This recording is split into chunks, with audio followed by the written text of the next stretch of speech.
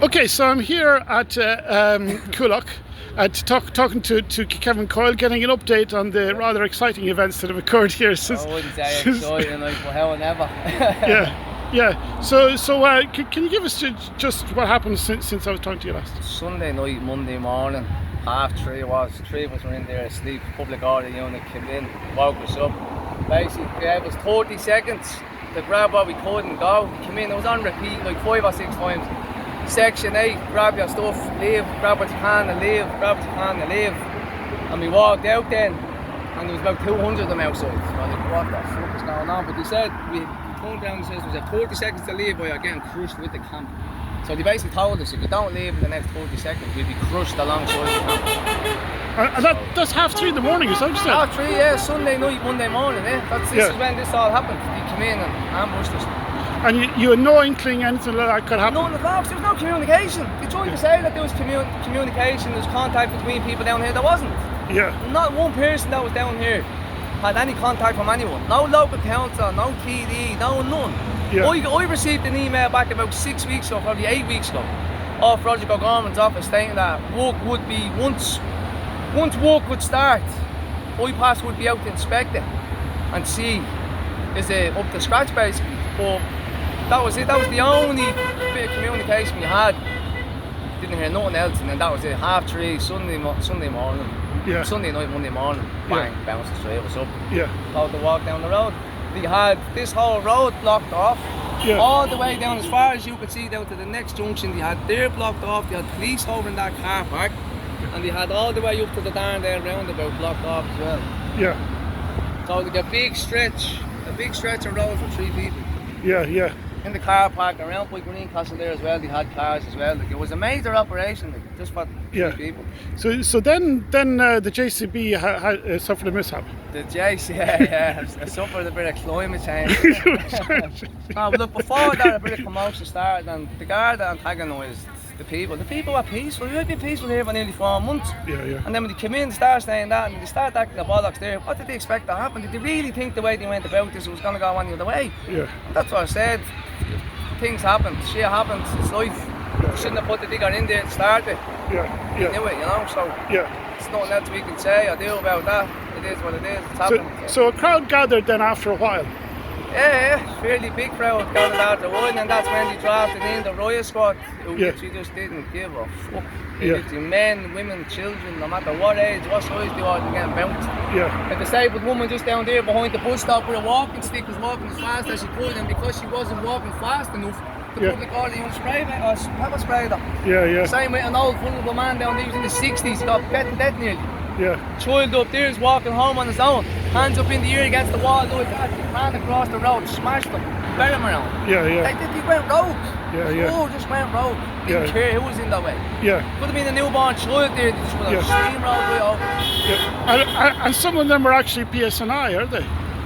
Yeah. Listen, we were here till late the first night, and when they changed shift, 95% of the guards that came on Northern, all spoke with Northern accents, and one of them actually got smart. With us sitting up there at the top of the road, turned around, and someone made a smart remark. I can't remember exactly what they said, but then the cop turned around and says, "No, on PSNI there's a difference." Yeah. But he's in a Guardian uniform, but he turned around and responded to my mate and says, "No, on PSNI there's a difference, but he's in the Guardian uniform." You know what I mean? The Drew Harris orchestrator off in Coolock Guard Station. He said it. He was in Coolock Guard Station himself. Yeah. So like they don't care. They don't care about the people at Coolock's safety. They don't care about harm. They only care about lining their pockets. And I think they underestimated it. A lot of the guards, they were about 5 or 6 hours into this, and a lot of them walked up the road, and you could see it in their eyes. They're not cut out for this. They're not made. They made a big mistake coming to Coolock. And like me mate said there in an interview with Grip yesterday, they started it, and we'll finish it. Yeah. It's going no other way. It's simple as. Yeah. No consultation with us, and unfortunately, that's going to be the consequence for them. They're not going anymore. The man who owns that, Paul Collins, paid 38 million since 2021. He owns a company called Townsby. There's 3 or 4 of them, and one of them now live in Switzerland, coincidentally. You know, avoiding major tax. So that's who owns this, that's who's planting this. Nearly 40 million in 3 years, mate. So do you reckon that... He was here on Monday. Oh, is he? The man Yeah. who owns it. And then when I rang his company yesterday, he's away on holidays all of a sudden. Yeah. So Yeah. he came here, got everyone to plant it and then bounced. Yeah. What does that say? He doesn't give a fuck about them either. Yeah. So do you reckon there's enough people here to reform the camp again? Absolutely, yeah.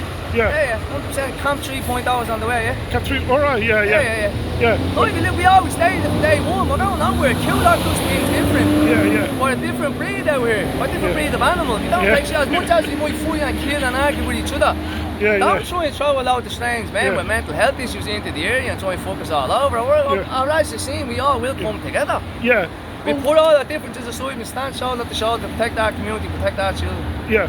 And you said it was 3.0, but isn't that the first one that's just gone? No, but there was 2 huts destroyed on us already. You know what I mean? So it's the 3rd hut to get me. So that's what we meant 3.0. You know what I mean? But no, listen, whether it's 3.0 or 300, we're going nowhere. We're here to stay. Yeah. Unless we're physically dragged with the head. And how many people would you say you'd have that'd be prepared to stay at the hut and that kind of thing?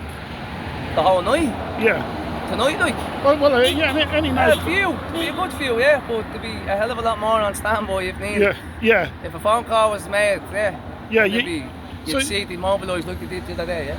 So roughly you get 10 hardcore and maybe 200, that'd be available. Would that be the kind of you numbers? get about probably 10 that would stay. And now them 10 can handle themselves as well. Them 10 won't be no fools. You won't just come on and move them on. Like, don't cause no trouble with them. Yeah. And then once the phone call is made, it's all the youth to see them on. Just gather. Yeah. Because it's their future I stay. I keep saying to everybody, I'm 33 years of age, I lived my life. I could happily die tomorrow, but it's these kids here standing beside you. Yeah. These will have no hope. These will have no chance. These are the future of Ireland. I'm not the future of Ireland. I'm 43. These are 12, 14, 14 years of age. They're the future. Not me. And this is why I'm doing it. Well, what does he say he's so old and I'm older than him? Like, no, but you know what I mean? The guy did me like, I don't what I've done. Like, these are kids. It's all about, like yourself, you know what I mean? We lived our lives. It's the younger generation that need us to speak stand for yourself. Up for them, you know what I mean? I'm young at heart. Well, look at, like we said, this is not going nowhere. And even if they do end up getting in, what do they expect to happen? Are they going to be able to police it 24/7? No, they're not. They didn't think this through. There would be major bloodshed. If this happens, and they don't realise that. Half of the guards that were here the other day, well, not from the area. There was 5 or 6 different stations. You know, so they don't care about management. That's not affecting them. Our hands on neck. Yeah. The copper said that every copper that is in Dublin got mobilised for the first day that everything happened. You had Coyle, Raheny, Ballymun, Phoenix, Swords and Mallow and Store Street is there, all over the shop.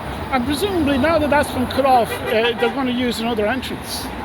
Yeah, well, they've been around to a couple of the businesses there in the factories asking for entry in the back, and a couple of the men who own them business have politely told them to fuck off. Alright, I'm not getting an entry through the back. So you can't gain it through the front. Chadwick, Stes, Kelly and the butchers there beside, they've all told them to fuck off. They've all said no, they're not using their entrance. So I'm going to have to think of another way. Maybe the funeral home, I don't know, that's the last hope. But because see, when I was in Clonmel, I went along a lovely country lane, and you go around a lovely hedgerow, and then I was amazed to see the videos. That's all obliterated overnight. They just destroyed. So they could presumably do that if they wanted to create an entrance here or something. Yeah, they're not being funny. I haven't that 3:30. And by 5 or 6 o'clock, the fans now that they had in was done. They were in there, everything was in. Do you know what I mean? By 9 o'clock then, they had men trying to go in. 12 men trying to go in, 2 got in, 1 came back out, and 1 was still in there. And then I think they just threw a high vis on them, but they were not security. One of them had a Louis Vuitton hold-all bag, it was about $5,000. You know what I mean? They're dressed in the best of clobber. What the fuck would you be wearing that? Carrying that sort of stuff going in there for? You don't need to do a day's work. It's not happening. That's not feasible. Asbestos is full of roof. It's full of the roof was full of asbestos. It's not good. Like, you walk around that ground, it's not suitable for anybody. Not suitable for a fucking dog. Never mind families, but they're not planning on families. It's men. So you disagree with our esteemed Taoiseach who talks about this wonderful guy who went to work? Absolutely, I don't agree with his existence, but that's a different conversation for a different day. I just wish how Helping a man with no qualifications be in such a powerful position like him. Yeah. He hasn't done. Yeah. He hasn't done that. What's he qualified in? He's qualified in nothing. Yeah, Absolutely nothing. And that's the man who's leading our country. Yeah. So yeah. Okay, so just one thing though, you study the elections, so maybe people might. I missed out by 60 votes. I got 1,091 first preference votes. I was in after first preference votes. I was in 5th. So I had a seat. There's 6 seats for grass. I was in 5th after.